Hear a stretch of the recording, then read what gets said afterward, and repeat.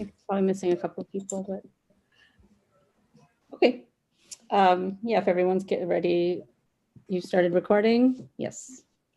We have one more person, Lacey from the collective, that Okay. I'm sure is about to join us. Okay. I mean, I can get started with the kind of introductory stuff and the attendance taking and things like that, Meta, and then I think by then, I would think Lacey will hopefully join us by then, okay? Sure. All right. Hi, everybody. Happy New Year. And welcome to the January 7th meeting of the CB6 Community Planning Committee. And my name is Kavitha Matthew. I'm the chair of the committee. This meeting is called to order at 7:02 p.m. And tonight we're joined by Assistant District Manager Cody Osterman. Hi, Cody. Members of the public, you can raise any, I think we do have members of the public, do we not? Okay, so members of the public, you can raise any questions or comments that you have through the Q&A feature of Zoom. And if there's time following the committee's discussion, we will field questions from the public. So we have Wells Magali has volunteered to take minutes tonight. Thanks, Wells. I know you've taken it a lot, so I'm going to try to pass that around to others, hopefully soon. Committee members, if you haven't signed up yet to take minutes, please fill out the doodle poll for minute taking this year. I think Cody sent it out to everyone and he'll post the link in the chat as well, so you can even do it while we're in this meeting. And now we'll take attendance by roll call. Cody will conduct the roll call. Committee members, I'll call your name. Please unmute yourselves. And say present. Kavitha Matthew. I just muted myself here. Wells Magali.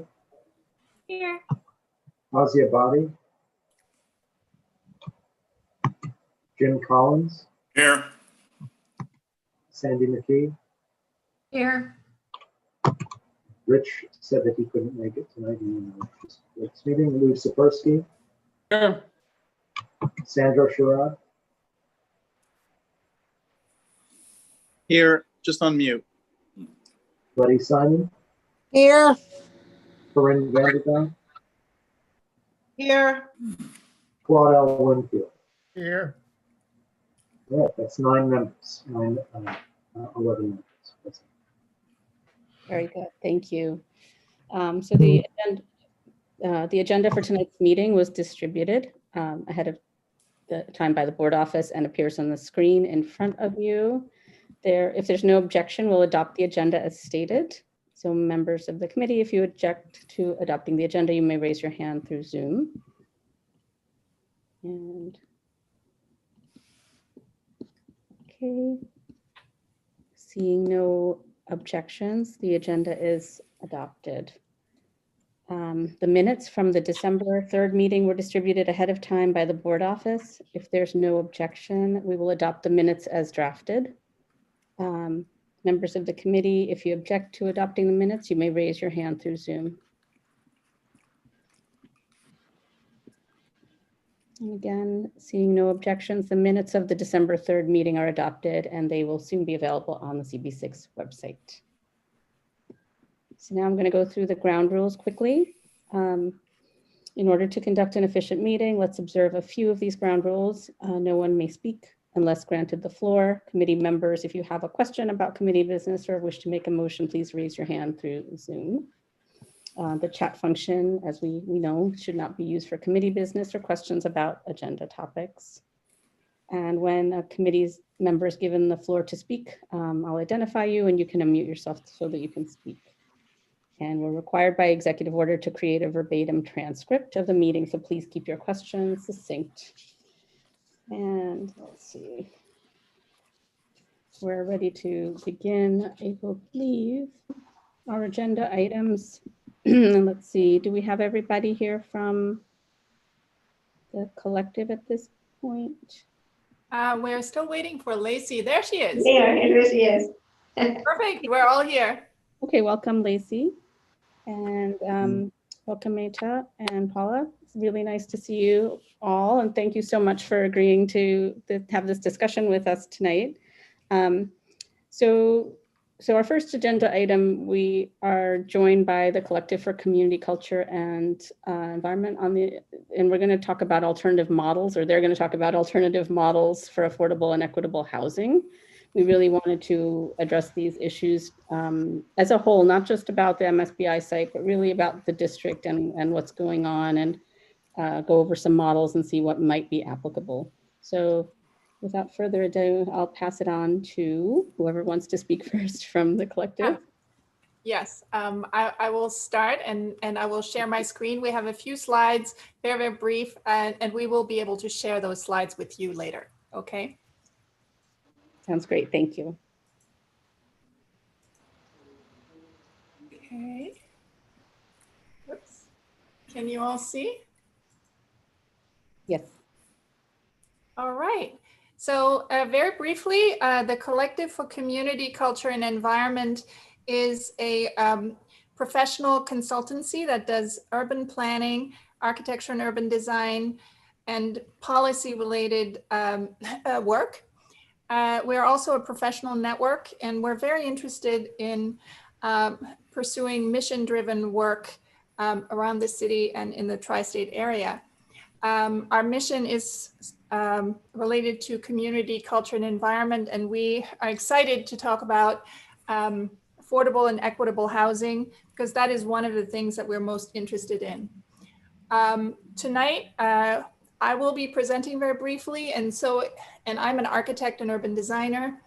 Paula Luria Kaplan is an urban planner, and Lacey Tauber is an urban planner and policy consultant. So this is the outline of what we're going to be discussing tonight. So I will start with a little bit of an introduction about why we're all here, how it all happened, and the commodification and financialization of housing. Then Lacey will discuss affordable and supportive housing options, including supportive and senior housing and other programs that HPD and the city are offering. And finally, Paula will discuss mandatory inclusionary housing, the pros and cons of that, and she will discuss some options for the Mount Sinai Beth Israel site.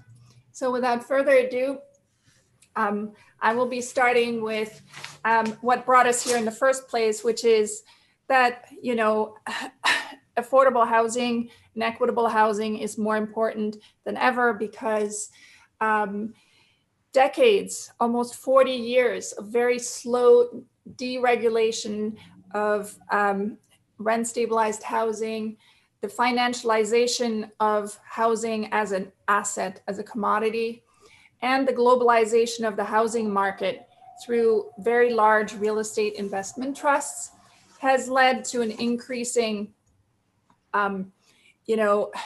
increasing problem with affordability, not only in New York City, but as you know, all around the world. And the collective has been very interested in this and actually has an anti-displacement committee that has been working for more than 5 years. And we recently got a grant to study the commodification of housing and some of the reactions and solutions to this problem in Berlin. So last summer, we went to Berlin to study all of that. And that is why we're very interested in working with you guys and discussing this further, what can be done in New York City and especially in Community Board 6. Now, all of these trends you probably know have led to unaffordable rents, inequality, and a crazy amount of homelessness. Just to give you a few numbers, I mean, there are more than 63,000 New Yorkers that are homeless, and we've lost more than 291,000 rent-regulated apartments. And 1/3 of New York City's renters are rent burdened. And of the low-income renters, basically half of them are rent burdened. So we have an incredible problem on our hands. And as you all know, COVID has really increased this problem. And now what's happening here is, for a variety of different reasons, you know, people are going into foreclosure with their homes, with their apartment buildings. And there's a lot of real estate speculation that is happening right now, especially the large real estate investment trusts. And that is not only in the outer boroughs, but it's happening all around the city and in Manhattan. Now, we all talk about gentrification. This is a very, very complex issue. And all the different factors that I mentioned earlier are really contributing to this. And the solution really is, there's really not one single solution. It's really a compendium of different ideas that, you know, can potentially make a dent into the problem at hand. So one of the ideas that has been discussed in New York City and that is currently a legislative proposal is the idea of a land bank. And the technical name for that is a New York City Land Corporation. And what is that? Now, Councilmember Brad Lander and Councilmember Justin Brennan proposed this to actually create a way for the city to purchase distressed properties. So these could be foreclosed properties, tax lien sales, you know, and turn them into what they call public goods, into public goods that are not sufficiently provided by the free market. Okay, so the idea would be to assemble properties, and that could be a combination of city-owned properties and properties that are purchased through this kind of a program, and to essentially assemble them in this land bank. And the idea would then be to dispose of them to qualified, you know, organizations that can expedite the development, rehabilitation, and preservation of affordable housing, and potentially even help with providing amenities such as industrial manufacturing, fresh food amenities, and so forth. So this can even include wildlife conservation areas. So you can see the land bank can actually touch upon a number of community needs. Now, this is not currently an active legislation. It is in committee at the City Council. So this is something that needs to be advocated for. Now, the end result of this, you know, land bank would be that these properties would then be given to either a community housing development corporation, nonprofit organizations, or even a community land trust, which is something that I will be talking about in a few minutes. So now, interestingly enough, the land bank is something that, you know, has existed in a variety of different forms for a variety of different purposes all around the country. And there's even national associations for land banks. So this land bank is not a new idea. It's not an unproven idea. This is an idea that really, truly makes sense. And I believe that it would be in the community board's best interest to work with Brad Lander, the City Council, and your council member Rivera on advocating for it. Interestingly enough, the Community Opportunity to Purchase Act, the COPA, which was sponsored by Council Member Rivera and other council members, is another legislative proposal that is very much in the same spirit. And I'm not sure if Council Member Rivera's representative is here tonight.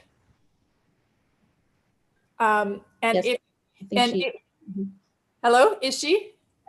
Yeah, Katie's here. I don't, did you want her to let us know? No, I just wanted to give her the opportunity to give even further detail, because, you know, I can give a very brief overview, but it would be much better if the council member's office would explain it in greater depth.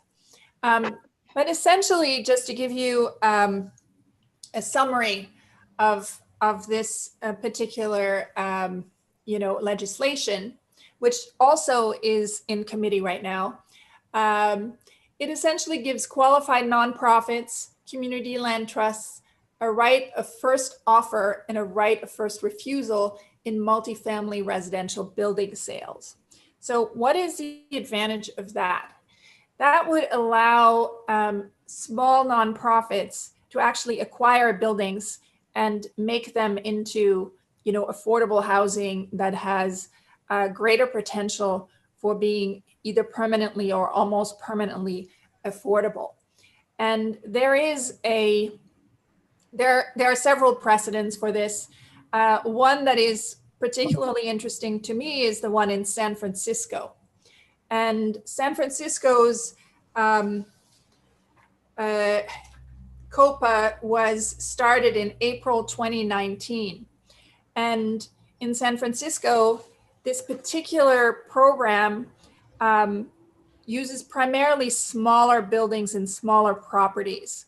And if a particular building owner or developer wants to sell his or her property, he or she has to notify the city, and the city in turn will notify the various qualified community development organizations.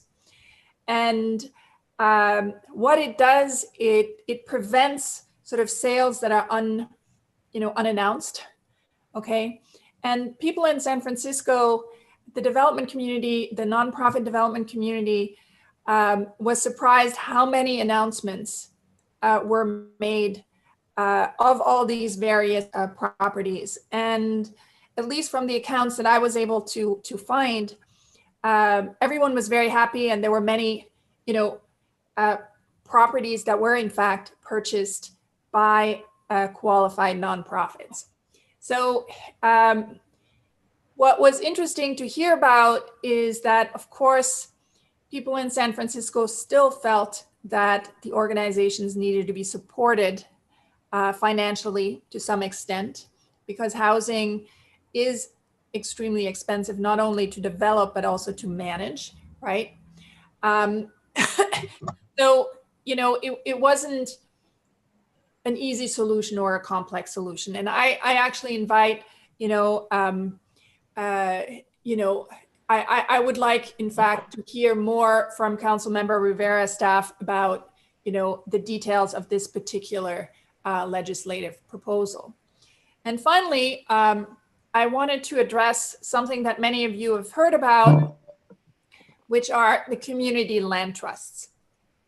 And community land trusts are a particularly effective way of what we call decommodifying housing, i.e.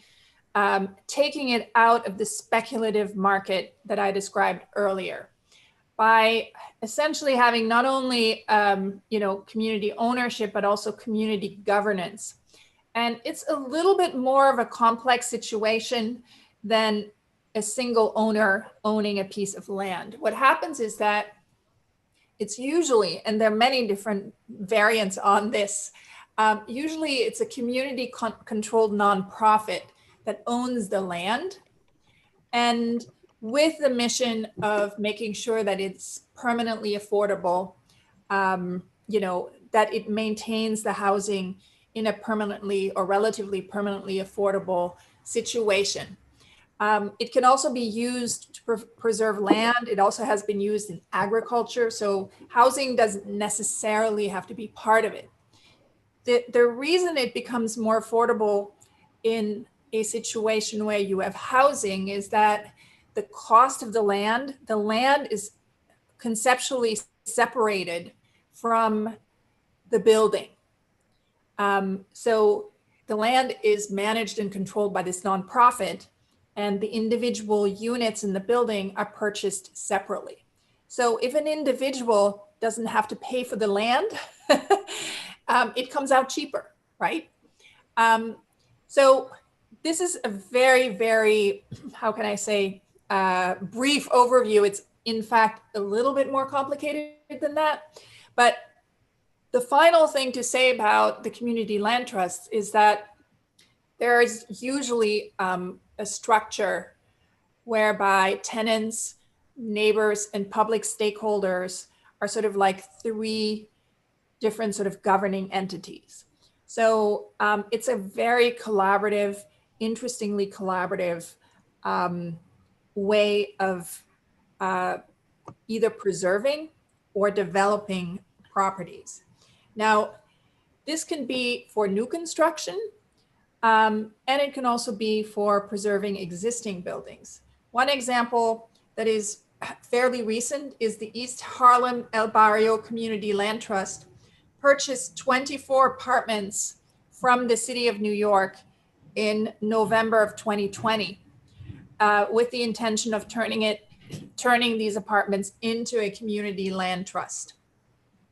So, so the East Harlem Community Land Trust is only the second one in New York City. The first one has existed since 1991, and that is the Cooper Square Community Land Trust. And that is a land trust on the Lower East Side with 400 low-income apartments and 22 small businesses. So, so what we have really in New York City is a very long-term successful model and a brand new community land trust. Now, the city has funded exploratory community sessions with, I believe, 9 or 10 organizations around the city. And so at the moment, there are at least 8 or 9, budding, soon to be community land trusts. Now, just since you're going to be asking, well, would it be possible to have community land trusts in Community Board 6? Very often, a community land trust's success depends on acquiring the property for very little money or no money. Just like in East Harlem, the apartments were essentially given away for $1. A successful community land trust usually works best if a city, donates the property to this community group, this community nonprofit. And interestingly enough, the Land Bank and the Community Opportunity to Purchase Act both state that community land trusts would be qualified entities to benefit from these particular programs. So when members of the collective and I were discussing these issues, we thought that what you're currently doing is actually really exactly what you ought to be doing, which is to inform yourself, to work very closely with your elected officials. You're very lucky to have Councilmember Rivera and her staff, and to continue to identify, publicly owned properties and distressed properties, and try to understand the lay of the land in terms of affordability, to be able to advocate for such programs as they become available. So with that, I will give the floor to my colleague, Lacey. Meta, before we go to I'm thinking that maybe Katie could jump in. I know That's right. Katie Good can't idea. stay for the whole meeting, so if it's okay for her to jump in now, Katie, does that work for you? Yes, please, Katie. Yeah, absolutely. So I'm Katie Loeb. For those who don't know me, I'm Councilwoman Carlina Rivera's budget director, and I work very closely on these housing issues as well as representing CB6 to her office. So this presentation is kind of exactly speaking my language. One of the really big priorities our first couple years in office was creating the Community Land Trust Initiative that you were discussing, that's funding, sort of like seed funding for tenant organizing around those dozen-ish different community land trusts. So we're very excited about East Harlem El Barrio, because that's like we make that investment and all of a sudden you see, these properties coming online. It's very exciting. And so COPA is an extension of that kind of thinking of how are we decommodifying real estate, especially residential. And something that we have seen across the board in a lot of affordable developments and attempted affordable developments is that the developer, the nonprofit developer, they can get the money to purchase the project, the building, the development, they can get that money. But by the time they do, the seller is like, sorry, somebody paid me cash, so I went with that. And so the idea behind our COPA was to give those nonprofit developers the time to get that money together. And sometimes that money is city capital funded or state capital funded, subsidized in some way by taxpayers. Sometimes it's grant funding, sometimes it's bank loans, and they usually can get it together. They run a lot of housing developments, they know what they're doing, but they just need that time to make sure that they have the cash they need up front and then the financing behind it to make sure that they can, keep it affordable long term. So it's really to give those developers that time to get everything together. And then the right of first refusal is, of course, so that the real estate industry doesn't box them out purposefully in the process. Because there are provisions about it being like, a real offer.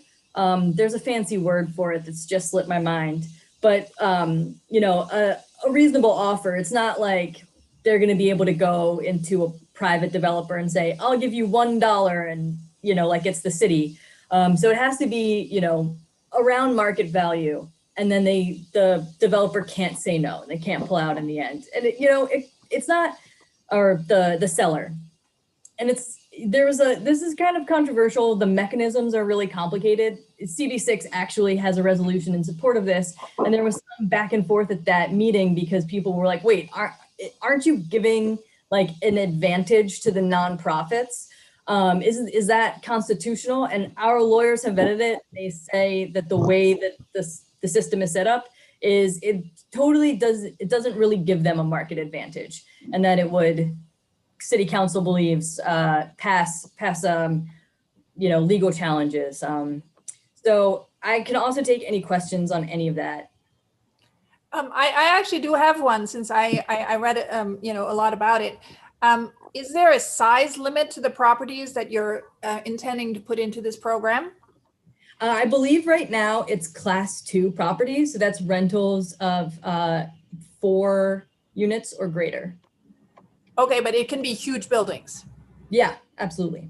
So that is going to be a huge amount of, properties that are going to be announced, because reading the San Francisco, about the San Francisco experience, like there's going to be announcements of sales like every single day of thousands of them possibly. Yeah. Okay, but it's interesting. Yeah.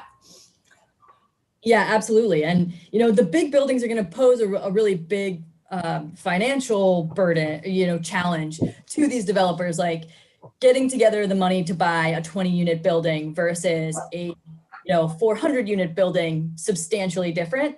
But we know nonprofit developers who certainly have, they manage former NYCHA developments. So there's definitely, I think, competency there to make that a real possibility.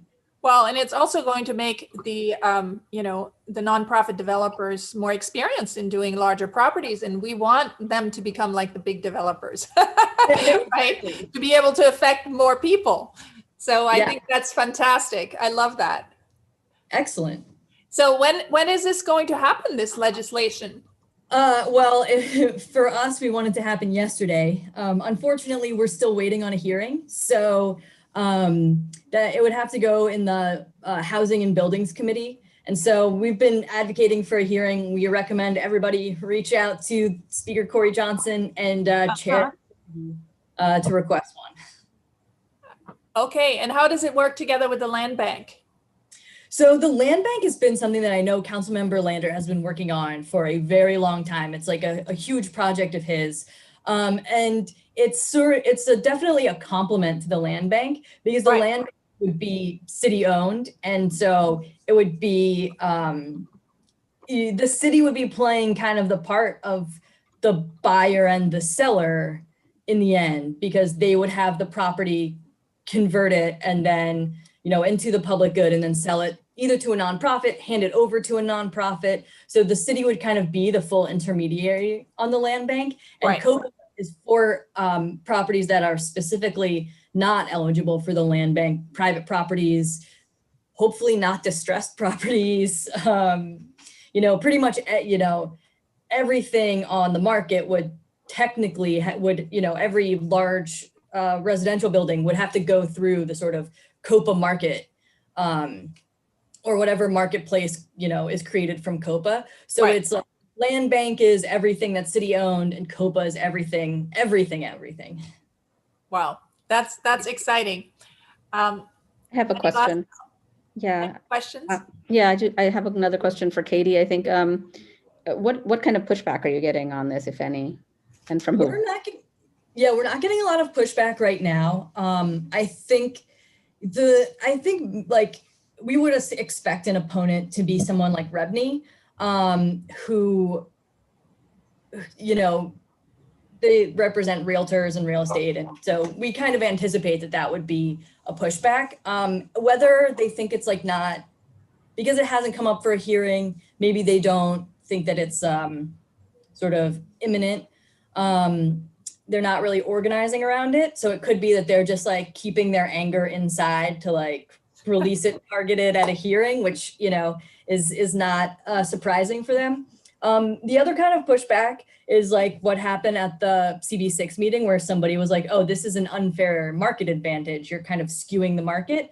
That's sort of just like a general concern that people have. And certainly as it has like legal implications, definitely something that we have to keep in consideration as we're crafting this legislation. But we haven't really gotten a ton of pushback. And I think because it has to be market value, we're not saying sell your property for less than it's worth. We're just saying you have to give these guys a chance to get it together, which, for some people might be like, oh, that means that my assets aren't as liquid, and they might be upset about it. But we're not purposefully making property owners lose money, which I think would prevent a lot of pushback. Fingers crossed. Just to add to that, in San Francisco, the city actually gave nonprofit developers a substantial amount of money per unit to help them to purchase. I'm not sure if you're considering that as well. Yeah, I mean, that's definitely in consideration. It's not part of the legislation, but certainly as, we're always fighting for subsidizing affordable housing. So that's definitely an option, as we go through the process. All right. So without further ado, I will introduce Lacey Tauber from the collective on the next topic. Lacey, take it away. Thank you. Hi, everyone. So I'm going to be super brief. My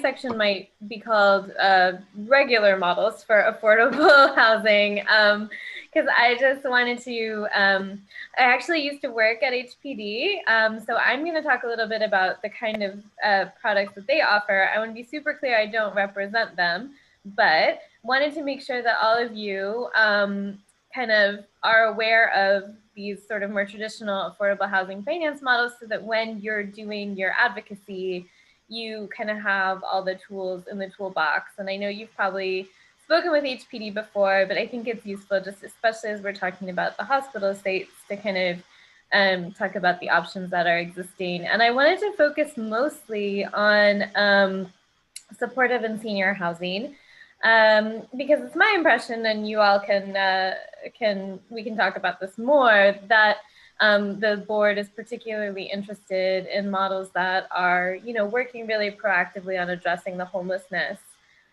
crisis in the city. And so also, I think supportive housing might be a particularly interesting option for you to consider, because there is kind of a healthcare component to it, and you're sort of losing this healthcare service in your district.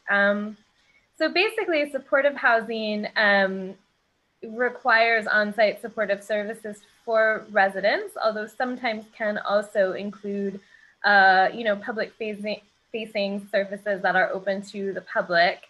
The supportive housing, it serves populations that are formerly homeless, individuals, and sometimes families with a head of household that has mental or chronic illness, such as HIV or AIDS, substance use disorders, there's youth aging out of foster care. Basically, there's a lot of different types.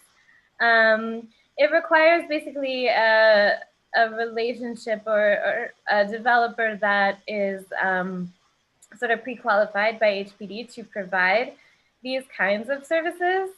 And then, so the way that it will work is that they pull 60% of the population from the shelter system, basically folks who have been identified as candidates that are ready for permanent housing that come along with the supportive services. And then the remaining 40% will be sort of traditional subsidized affordable housing up to 60% of area median income, which means basically people can qualify up to $61,440 for a family of 3.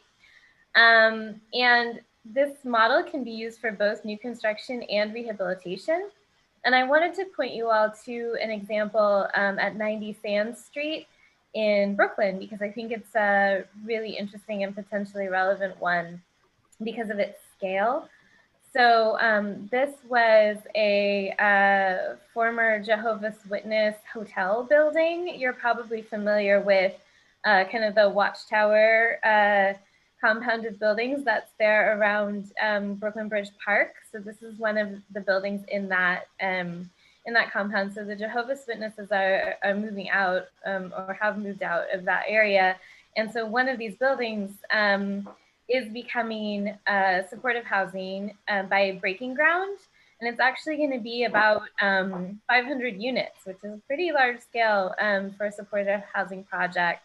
And they're going to have on-site affordable housing, both on-site and supportive housing with supportive services that are provided by the Center for Urban and Community Services. And just to give you kind of an example of what they do, they have individual case management for residents. They will do benefits counseling. They have on-site primary medical care and job training services. So that is one option to consider. Senior housing, that one's sort of obvious. It serves people that are 65 years and older. It has a 30% set aside of units to pull folks out of the shelter system. Again, people who've been identified for permanent housing eligibility. And often the rest of the units are funded through Section 8 vouchers, which keeps it very affordable to people with low incomes, like 0 to 50% of area median income. So you can see that that's like a little less than $40,000 for one person, but because it's that range, it's generally affordable to folks who are, living on fixed incomes. There are often also supportive services in senior housing on site, and again, sometimes public facing, depending on the providers and the financing models and the contracts. And can also be used for both new construction and rehab. And then HPD also has other, what they call term sheets, which is basically just how they finance affordable housing that serve a range of incomes of affordability. Basically, as I'm sure you know, that means people who are living there are paying 30% of their income. And there are 3 things, just I'll touch briefly. So Ella is what they call the term sheet that serves the lowest incomes. Then there's mix and match, which, like the name says, is a range. And they also have some programs that will create affordable home ownership for more of a middle income population, middle moderate income population. And I can answer some questions or go into more detail about that, but basically just wanted to give you super brief overview of these options. So you're thinking about them as you're putting together your advocacy plans. And I'll turn it over to Paula now. Well, does anyone have any questions first? Or I'll take questions. Do we want to do that first, Lacey, or you want to wait till Sure, the end? that's fine. Okay, I'll just. Any questions? Yes, I see Corinne has something. Corinne, please go ahead. Thank you, Kavitha. Just one question. What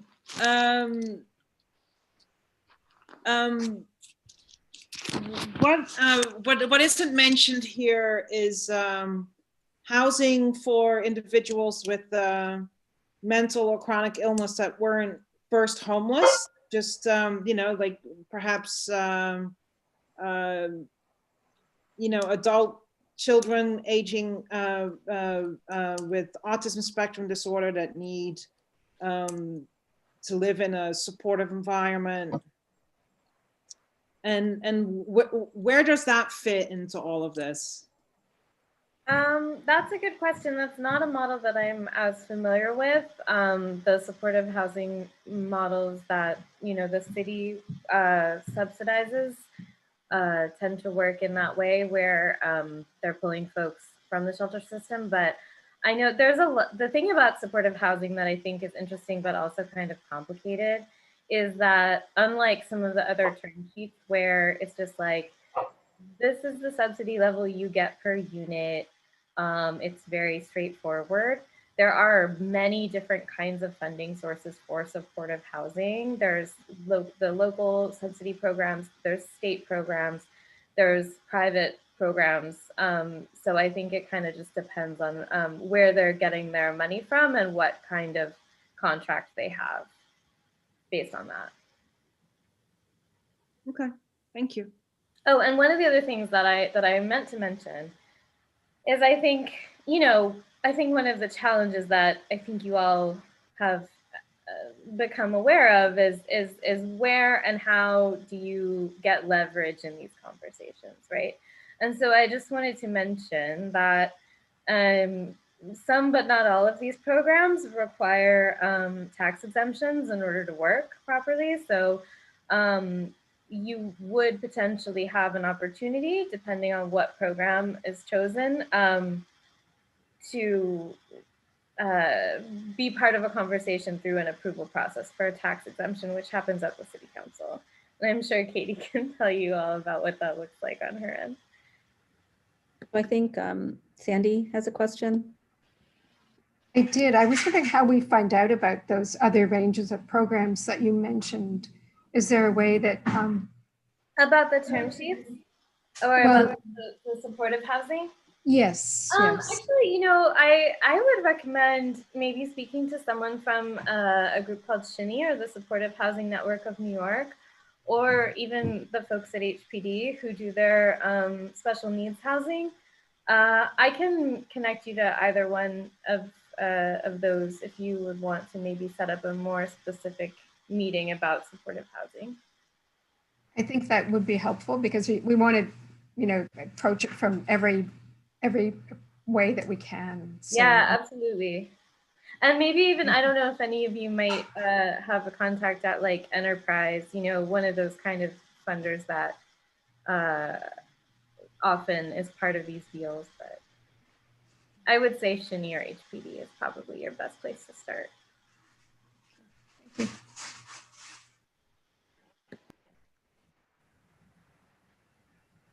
All right, should we move on to Paula's? Any more questions? I don't see any other questions. All right, Paula, you're on. Paula? Paula?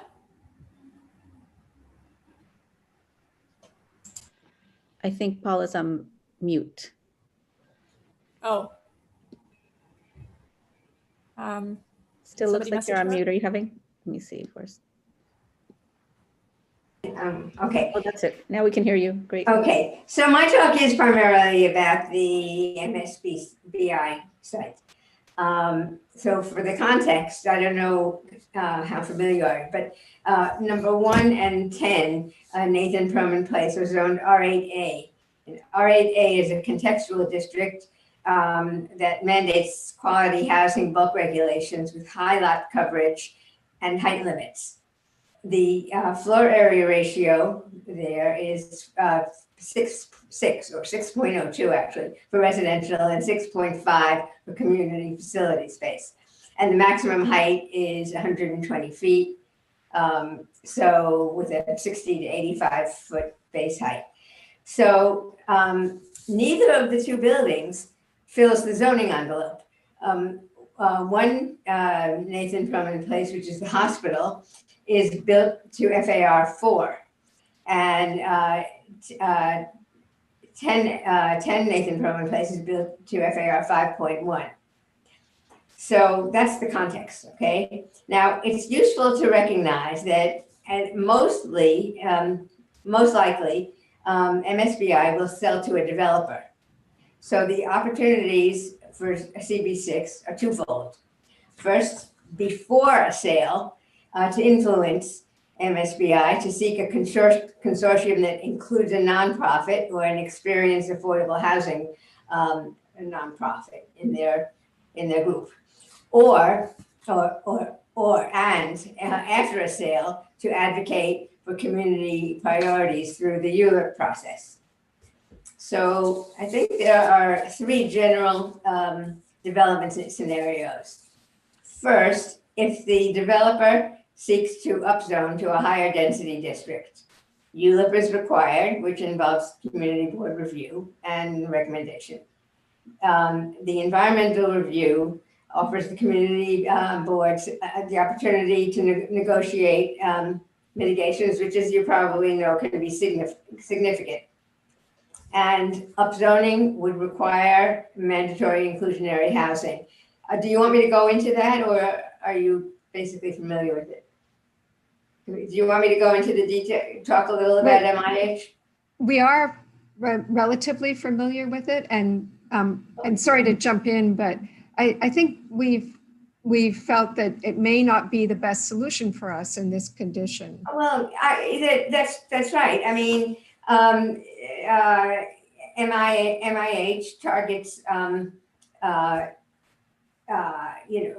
affordable to houses depending on the amount of affordable housing, earning either $61,440 or $81,920.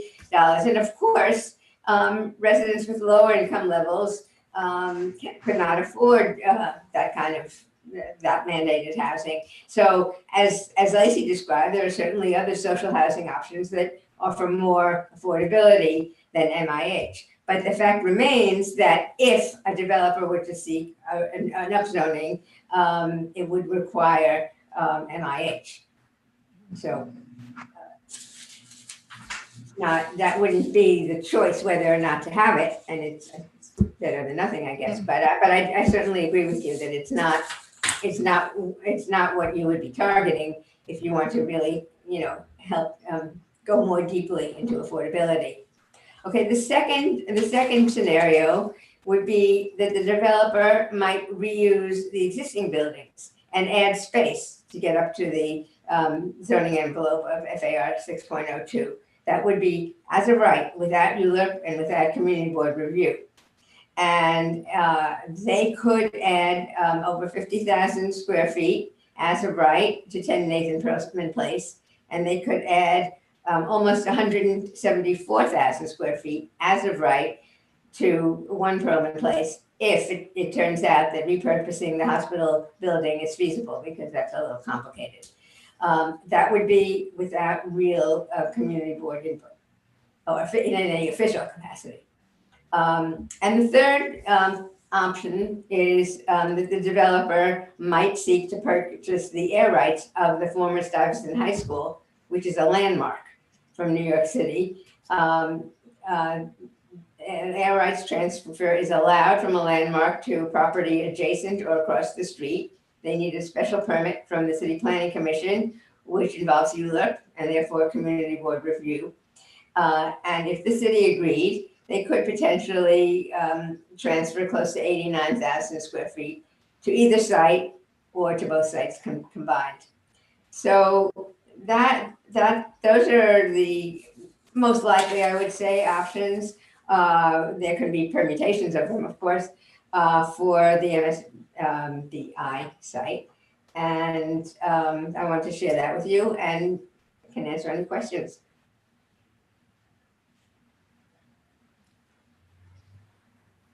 Sandy, go ahead. And sorry, I did wonder, with the landmark transfer, that the sort of negotiating position that we would have is just through the ULURP. It's through the ULURP, yes. Okay. And so that could mean community Well, facilities. I mean, I generally find that the best opportunity for a community board to negotiate mitigations is because that's really the term in the context of the environmental review is in the environmental review process. I would suspect that it would be the more short form environmental review for something like this, because it would not be an increase in the overall floor area. Nevertheless, it goes through a full ULURP process, and the community board holds hearings and issues a recommendation as for any project. So it is an opportunity for input. And since the city is involved, and they could be certainly open to discussions. I mean, I've worked all over New York City, and you'd be surprised at the kind of benefits communities can extract from developers, because a lot of things that communities want really aren't so difficult for them to deliver, and especially if it's not costly, they want good relationships. So you never know. But it is a ULURP process, and it would depend on the developer whether the developer would want to do that. We have no idea. Paula, I think we have a question. I think Jim was first. We have a couple of questions. Hi, good evening, Paula. At our previous meeting, I think it was the last meeting, Claude had mentioned that the area mean income is determined by including census tracts from Westchester County. And that there was legislation correct, Paul or Claude, Yes, to remove them, to kick those West census Chester tracts County out? and Rockland County. Okay, so if we were to kick those two census tracts out, certainly for Westchester, I think it would lower the area mean income. Yes, go ahead. And then my second question was, can you define what you mean by equitable housing? Equitable particularly? Okay. First question about area median income. It is a very unfortunate situation that most of the housing programs, particularly the federal ones, use area median income, which is based on the whole New York City region. And it is terribly unfair because the AMI for New York is in 2020 was 102,400 for a three-person household. Now, median income means an equal number above and below. Right. But still, it skews the whole of these whole programs, and that's the problem. It's recognized. I'm not aware of any measures on the process to change that, but it certainly should be changed. Well, if it's legislation, but it was part of other legislation, and maybe Cody remembers, because we actually made a resolution in support. It was a congresswoman from Brooklyn. There was federal legislation, yes. It's Yvette Clark. But you're talking about local legislation, right? It would have to be federal, yeah. No, it was federal. It was Yvette Clark. I question whether it would have to be federal, since this is a city. Well, hold on. This is a city measure in the zoning, in the zoning code, correct? So how does the federal government get interplay on that, except by our zoning code referencing their language? You Well, can take. So the AMI, well, you're right. It is in the zoning code as it is in MIH, but yeah, they're using it based on AMI, which is something that's determined Right, but they're doing it by reference. They could, Right. the zoning code could, I mean, if they wanted to change MIH, you could use a different metric. But you could just throw out the Westchester and Rockland County numbers and come down to a specific city number. Yeah, but the way that affordable housing is like basically all the financing and everything that, requires HUD involvement is based on AMI, which is determined by HUD. So that's why in order to change that, it would actually have to happen at the federal level. Got you. All right, that explains it then. But Claude you're and I had certainly talked right about that it's it doesn't work right for New York City. What was your second question? The second question was how you define equitable housing. I didn't mention equitable. Affordable housing is a term that. Equitable, I understand. Equitable, I don't. I didn't use the term equitable housing. No, it's on your. Well, it's in your I can. header here. It is. I would say, there's equality and there's equity, right? And equality is all equal, and equitable is when people of different needs are met in a different way. So equitable housing means that looking at specific needs and addressing them. Now, equity also has another component, which is intersectionality, which has to do with compounded burdens. So you have people that have, difficulties paying rent, but they also have health issues. They have multiple issues. So at least for me, and I believe for many members of the collective, equity means looking at the complexity of situations in real time, in real life, and addressing them rather than trying to create generic solutions. So this is, equitable housing is to look at the complexity of each individual situation. That is how a more customized solution. Yeah. So a more customized solution. Right, and that recognizes a variety of different needs, Right. and sometimes needs that are that are more complex and add up. That was my word, FYI. It wasn't even from the collective. I think I saw it there in the header. Yes, Yeah. because I think we were discussing much more complex issues, and it felt like just leaving it as affordable housing didn't feel right. But I didn't mean to put that word in. So no, I think it's extraordinarily important to always include the word equitable. I actually think that is really one of the strengths, of what I, learned about this committee and the work that you're trying to do. And I feel that it frames the issues in a much more clear way.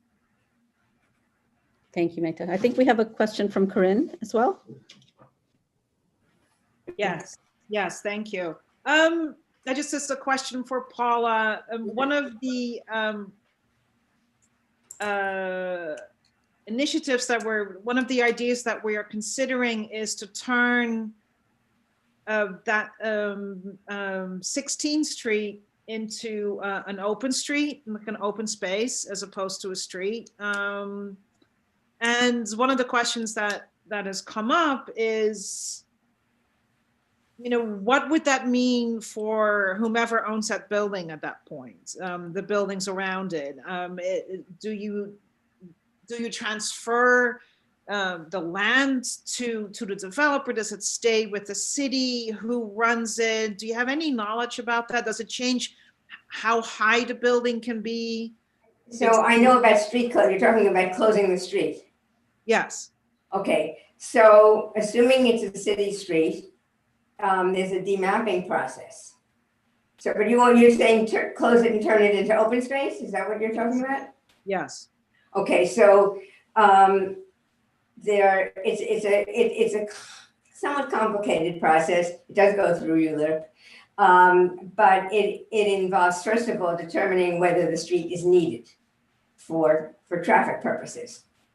And I don't know, it's a street in the middle of Midtown. I don't know if the city would be agreeable to I closing think it. it's 16th Street between Avenue C and the river, the East River. Okay, so, all the way down there, I thought you meant, okay, so maybe it's kind of, It's the street, you know, it's not really the used. Nathan Perlman Street. What is the street, Kavita? Am I saying it wrong?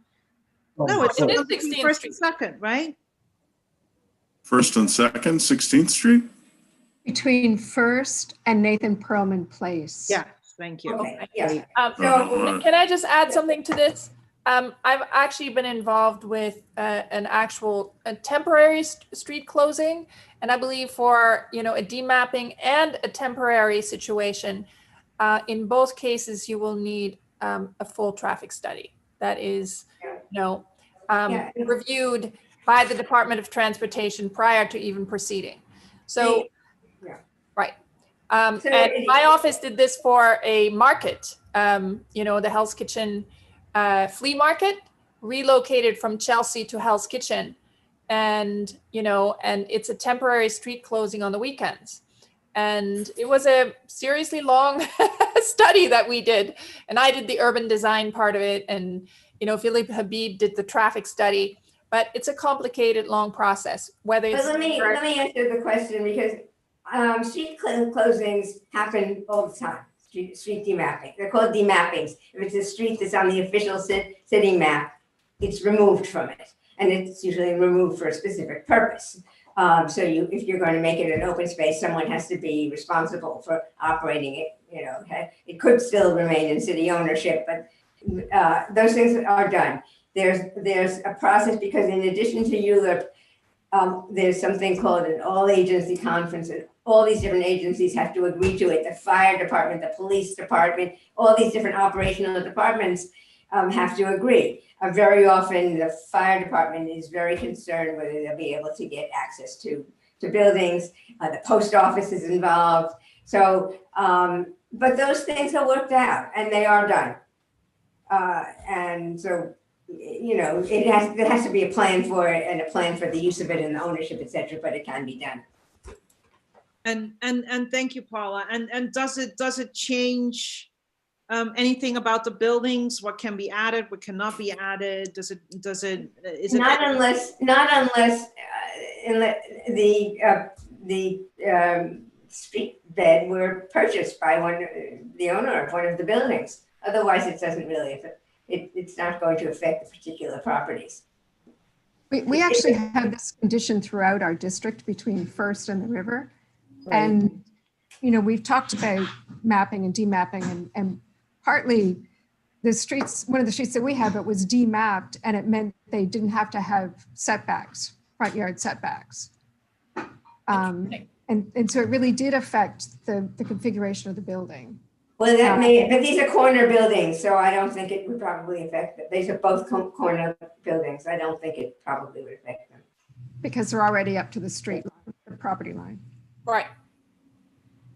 But it's just something that it may have ramifications that we really want to look at. And corner buildings have different setback requirements, and this is. Right.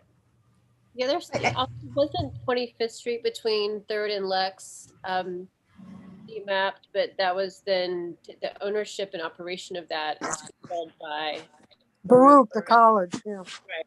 And it's like in a 3-year long, coming to the end of the kind of end of its design process to reopen. But that was a demapping, I believe.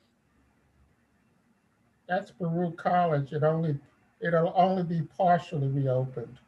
It'll have access for the fire department. Right. I mean reopened to pedestrians and users post-construction, not to vehicular traffic. Okay.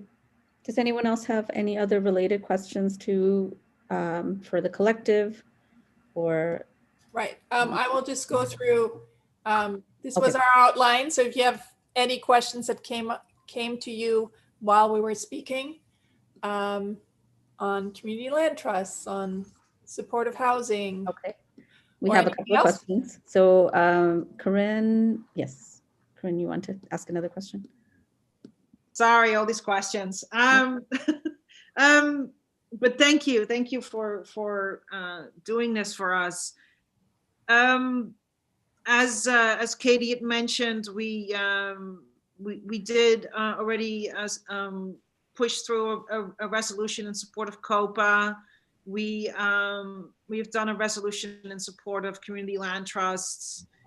And one of the reasons that I kind of understand why COPA is necessary and why I know a lot about community land trusts is because I researched and tried to help out with a pact conversion in our district. A what conversion? A conversion of what? I'm a sorry. pact conversion, a conversion of NYCHA housing to. I'm sorry. Yeah. Okay. Yes. And I mean, this is maybe just kind of just a question that is too far off, but how insane would it be, or would it at all even be possible for NYCHA buildings to be turned into community land trusts? Whoa. Lacey, this is a radical idea. Lacey, I can maybe speak to that. So I've been doing a little bit of consulting work for the citywide Council of NYCHA presidents, and I will say one of the things that they have been advocating for is so they're in the sort of like enabling legislation of NYCHA. There is the opportunity for, or of just public housing in general, for resident management corporations to be formed, to sort of be an entity that manages the building, resident. It is exactly what it sounds like. And they are advocating for these resident management corporations to be part of be partnerships with developers in Impact and RAD, and to have a role in the future, depending on if the NYCHA blueprint goes through and the preservation trust happens, to work with that entity. I think, yeah, I don't want to speculate on the CLT because I think there's a lot of different opinions out there. I know there's a lot of advocates who are saying this land needs to stay truly public, like owned by a government entity in perpetuity. That's what a lot of folks are advocating for. But I would say the resident management corporations are probably a step toward that, even though it's management, not ownership. Right. I'd like to agree with Lacey on that. I think, NYCHA, I doubt that it will become, a true community land trust. I know this because actually I am working currently on a community land trust with a collective, and we're working on the Western Queens Community Land Trust, where this is near the Ravenswood NYCHA houses, and the city is essentially moving a sanitation garage to a different location in Queens.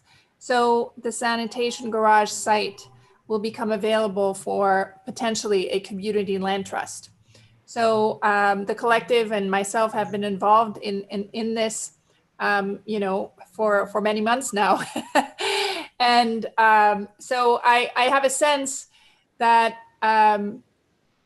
NYCHA is a kind of a complement to a community land trust, because it's just a kind of different structure that addresses a different kind of need. Thank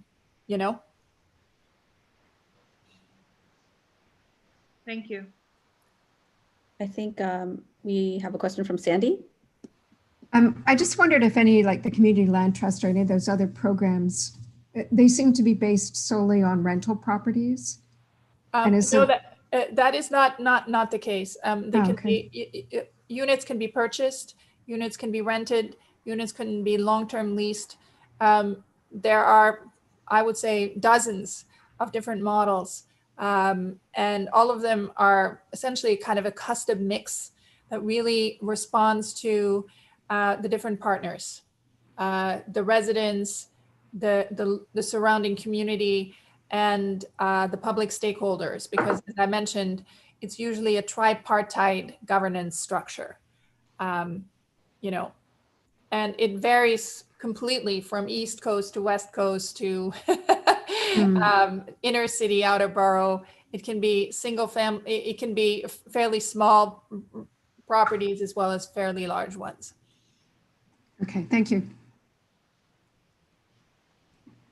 Okay, I don't know if there's any other questions. Anyone else from the committee or others?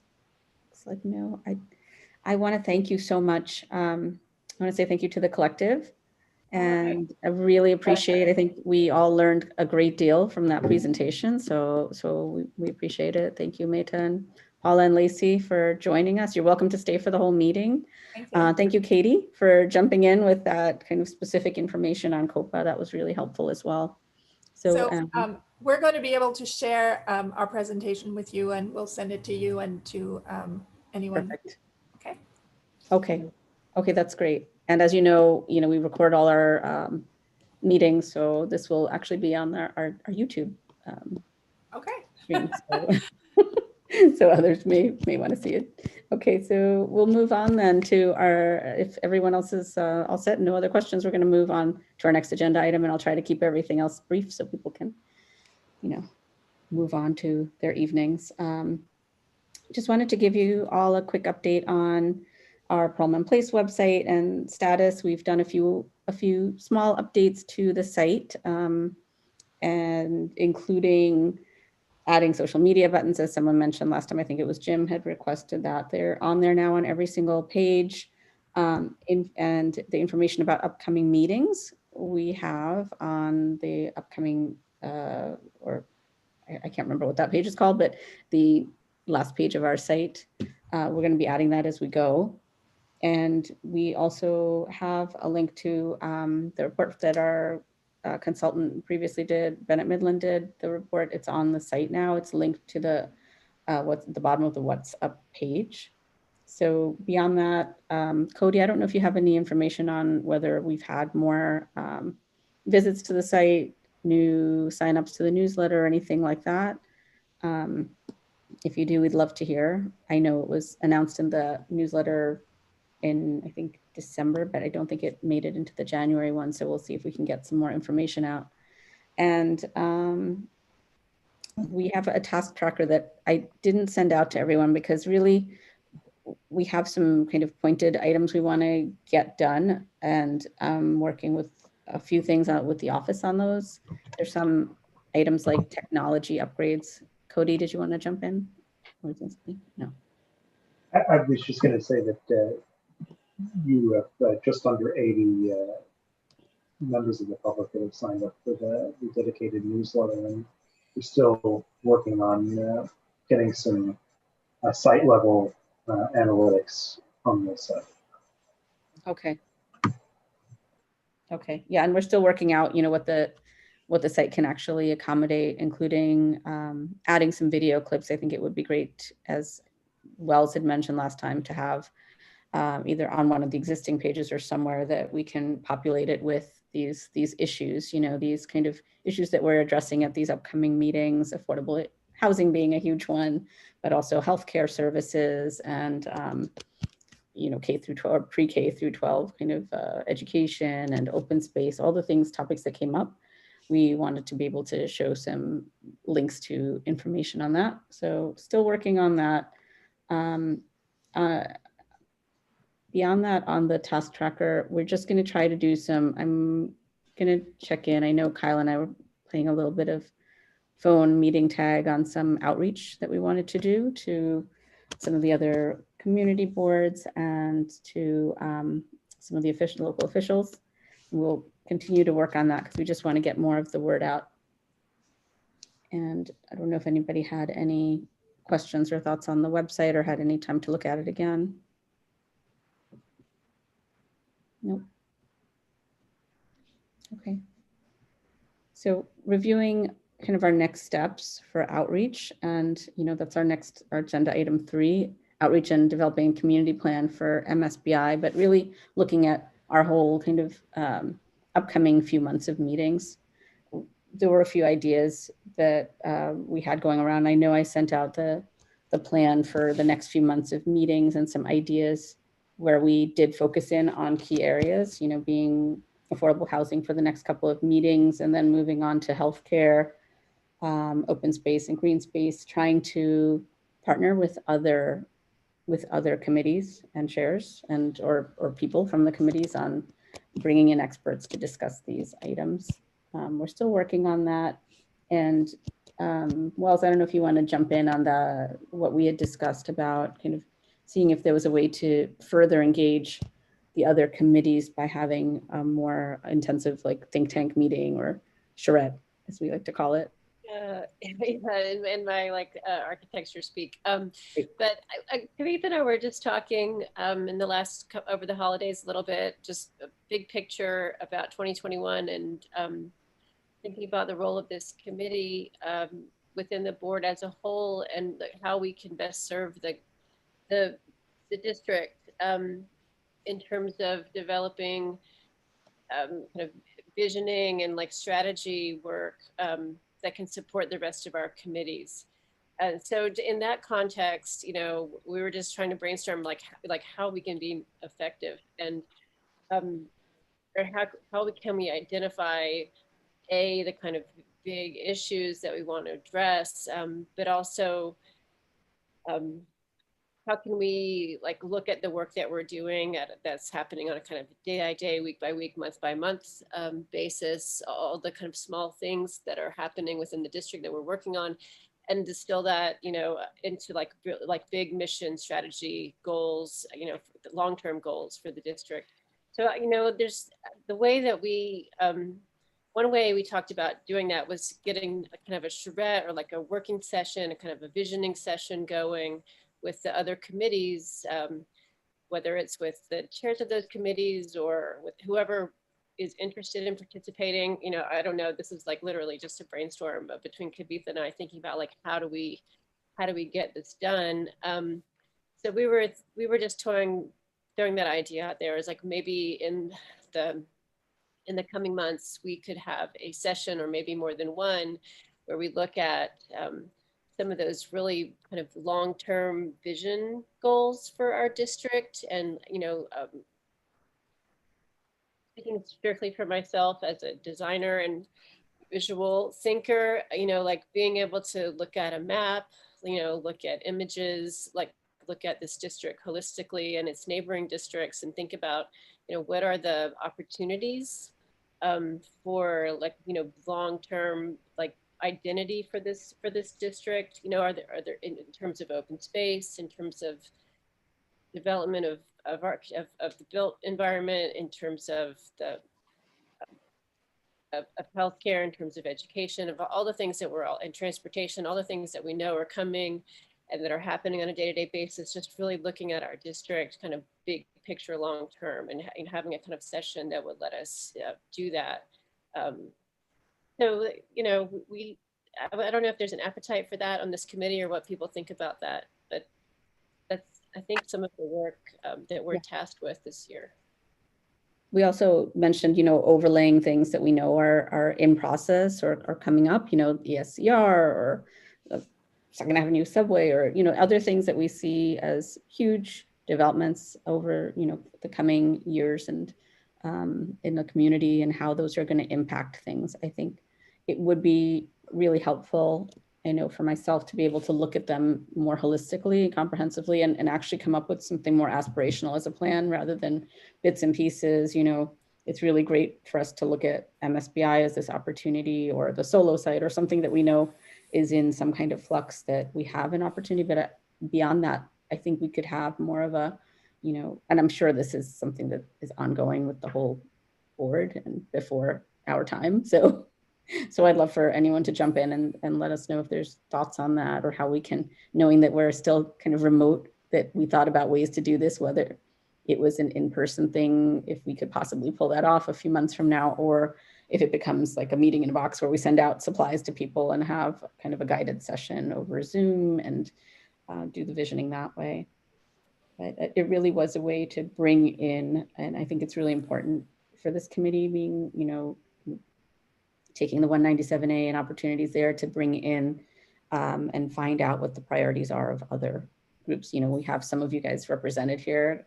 You know, thankfully, Corinne and Rich represent, you know, the housing and homeless, like the committee, that things that they need and are very vocal about it, which I appreciate, but we don't have everybody represented here. So we'd love to bring in like parks and land use, transportation. You know, if we don't have representatives from others, it would be good to have those as well.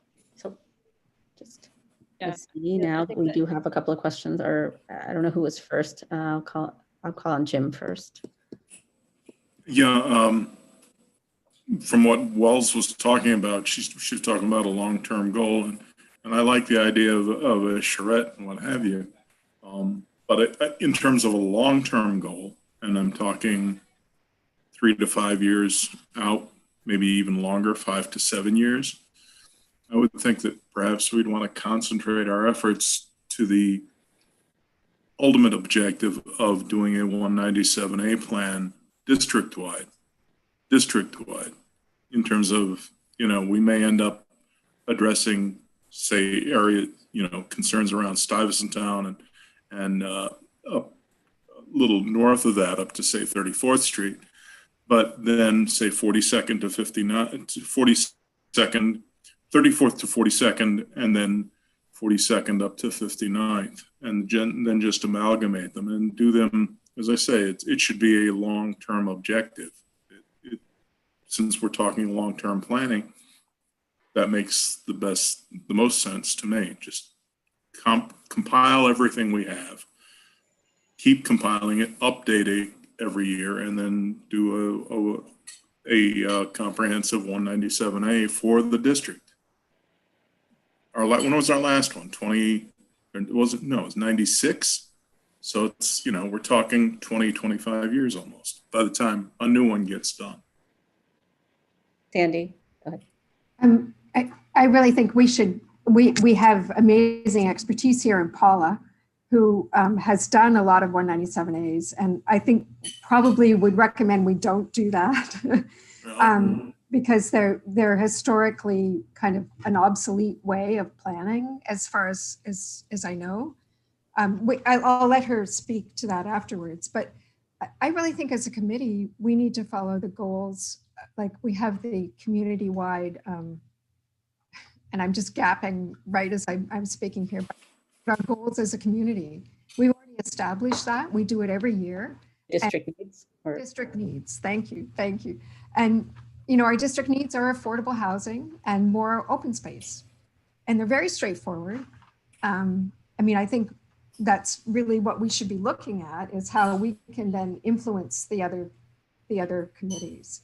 And if we have some ideas for how to do that, I think it's really helpful. I mean, the other committees tend to get, I mean, I'm familiar with transportation, where you tend to respond to what comes to you. So if we as a committee can kind of say, here's how you can help with affordable housing. I'm not sure how that happens, but that may be more of our role, is how to help guide these processes and direct them.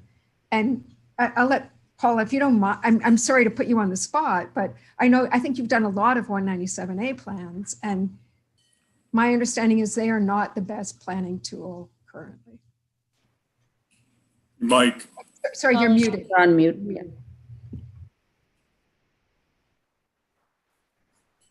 Okay, so it depends on the situation. I haven't actually done the 197As. I've been involved with reviewing them and implementing and advocating for them. But I've been involved in a lot of 197A plans.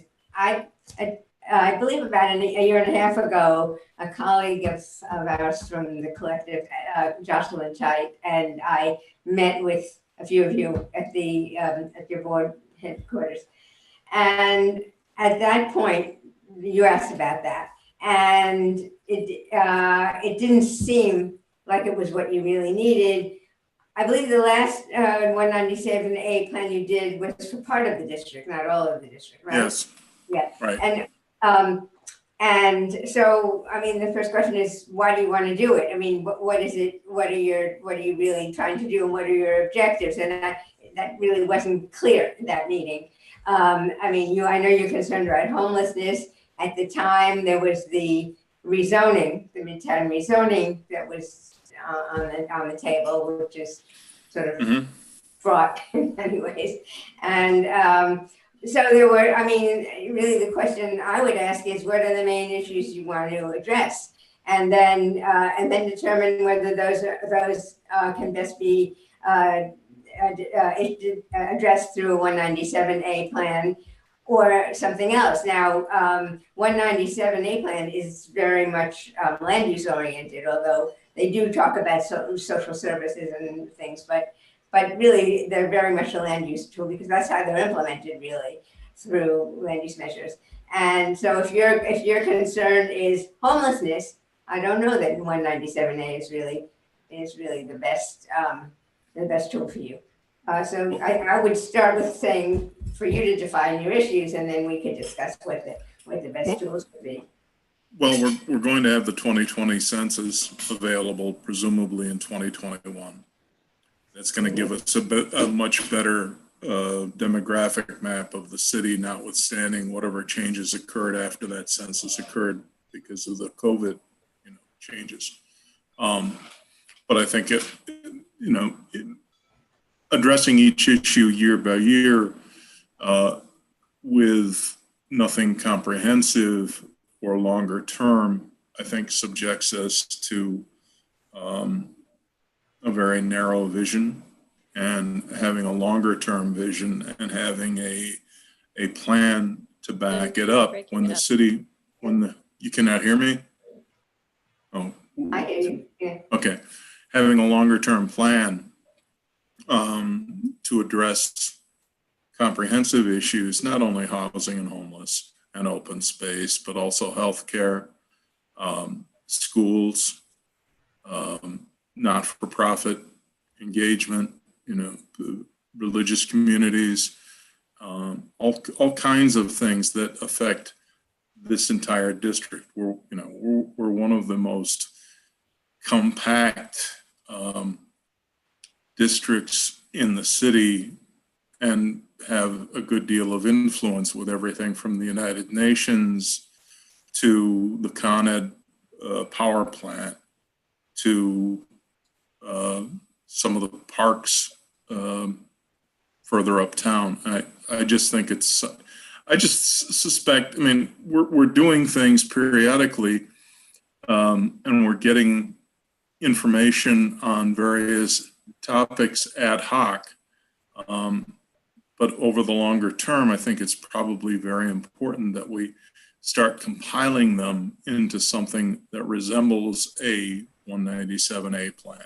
Even if we don't go ahead with the entire thing, we're creating all this documentation, we have all this information. If we have enough that we want to decide, the board as a whole decides to go ahead and proceed with a 197A plan, fine. But let's figure out where we're going ourselves. And if that takes 7 or 10 years, I think it's worthwhile. Yeah, when you do an actual 197A plan, and an official one, then it gets submitted to the city planning department. Yeah, no. They negotiate a lot with you. Mm-hmm. And, no, I was involved in the last one. Okay, and there are things that they won't accept. you know, and you know, you may you may be able to get them to allow it in an appendix, but anything that they are worried will set a citywide precedent, they won't approve. Once they approve it, which is likely to be, you have to make a lot of compromises to get them to approve it. Then it goes to the city council. My position is always, once it's approved by the planning commission and the city council, it's city policy. And therefore, if they want to do something, if the city wants to do something or approve something in your neighborhood, in your area, in your district, that is inconsistent with the plan, then you can object to it on the grounds. You know, you've already approved this plan, and this is what it, you know, this is what it's called for. And so something I do, I argue that, and but there are times when the city planning wants to just ignore it. Well, that was then, this is now. But it's a tool in that. But if you want to have an official 197A plan, you have to go through that process. I guess you've done it, so you know. Yeah, there's also talk, incidentally, I hear that, and it's supposed to be an issue during the 2021 citywide campaign, is an issue of doing a comprehensive plan for the entire city. Well, yeah, that's being discussed. Yes, it is. I actually think you're touching upon exactly what you're trying to do, which is really a comprehensive plan. And you know, all of us at the collective are very much in favor of a citywide one, and any kind of groups such as, you know, community boards or neighborhoods doing them. And the reason is again, because everything is systemically related to each other, right? I mean, you can't really just look at transportation or just look at parks or just look at housing. Like, all of it is interrelated, and that's what a comprehensive plan does. You know, I actually also think that you may want to reach out to the borough president. I remember years back in Hell's Kitchen, right? We were dealing with the rail yards, and the then Manhattan borough president essentially commissioned you know, a plan for that particular area. And very often they're very helpful in trying to help areas, communities, or community boards, you know, in their planning efforts. And you can also go to nonprofits and philanthropy, and potentially even get private money to help plan, you know, in a very smart way. So I think it's amazing that it comes from you, right? Because it really, really will put you ahead of the curve. I remember years back in Hell's Kitchen, you know, we knew the Hudson Yard zoning was coming, so a whole community group decided to do that sort of thing. But I think it's even better if a fully established community board such as yours, with really established, experienced committee members and a variety of different resources that you've already accumulated over the years, you know, does this sort of thing. If you can get the borough president's office to help you, you get free help. Yeah. So the reason I think I used to work for the Bronx borough president. We didn't do them for their communities, but some may. The last one we did, we had the borough president can fund them. Funding them. But I think we're talking comprehensive. The borough president can't fund them. But comprehensive plan is something different. Right. Yeah. Right. It's comprehensive, so it's not just about land use. So I think that's probably what we're looking for, is something. Yeah. So I think we all got to this, and I know there's other questions, so I'm sorry, I'm going to get to everybody, but let's move along. Let's move along. I think everyone's on the same page about this. I think, you know, maybe we're sort of like doing this overreach for this committee, which was the 197A working group, you know, but we've turned it into something a little more about strategic planning, using 197A as one of our main tools. So, but I would like to just take advantage of the time and thought that everybody brings to this to develop something comprehensive for all the committees and all those needs, because I think that will help us and help to inform us on how we move forward. And I also think one major thing I want to mention is just developing an identity for our district, more than anything, is, you know, really like pushing to, I remember I used to tell people when I moved to my neighborhood that I live on the gray zone in the taxi cab map. It was the one neighborhood that didn't have any kind of name on it or anything. And I was like, that's really weird. I mean, it is Kips Bay, I think, but I really don't know because it was a gray zone for the longest time. So I think an identity or something, that we can really push for that brings people here or inspires people who live here is something to aspire towards. With that, I'm going to move on to Letty, who's had her hand up for a really long time and hasn't said anything yet. So Letty. I was just going to make a simple suggestion in terms of either the charrette or trying to reach out to the other committees is, first of all, I think charrettes are a fabulous idea. And I think they work best when you're all in the same room. I don't know. Wells would probably know better than I and you as well, Kavitha, about doing it in a virtual setting. But I find there's a certain energy when people are sitting around a table in a small group and sharing ideas. There's an electricity and there's something going.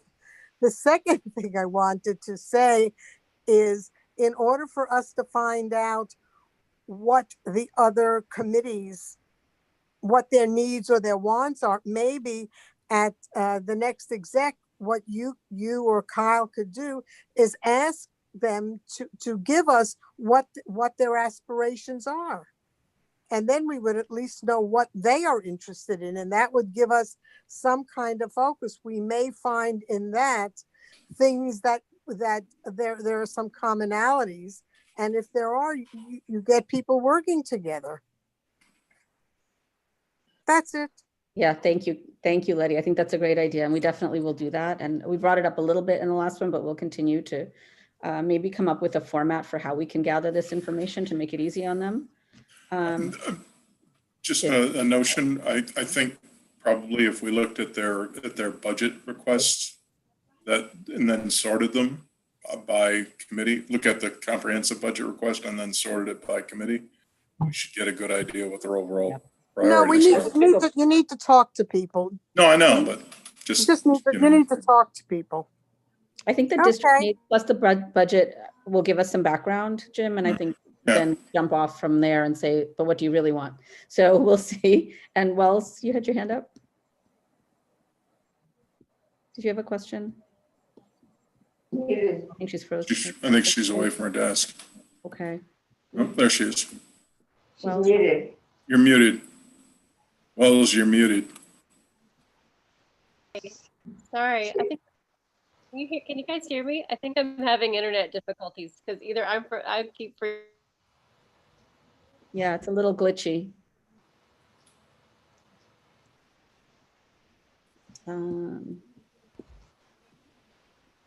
Yeah, sorry, Wells. I think we can't quite hear you right now.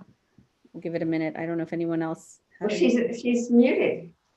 No, she's also she's not muted. It just appears to be muted because her internet is breaking up. Oh. There she is again. Okay, Wells. Nope. Here I am. Can you guys hear me? I'm so sorry. No, I'm having unstable internet. We can hear you now. Okay. I'll keep it brief because I don't know how long this is going to last.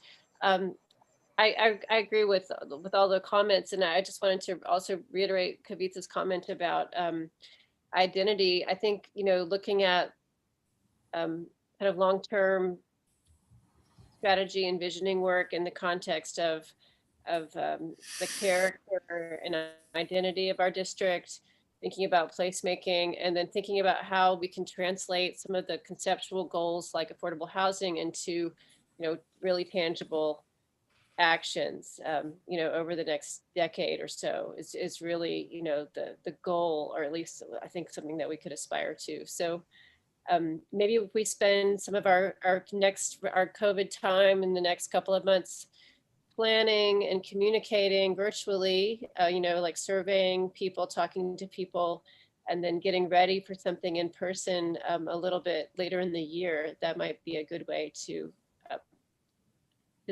start this. Yeah. Sorry. Agree. I think that sounds perfect. Any other comments on the ideas for continued visioning and partnership with the other committees? No. Okay.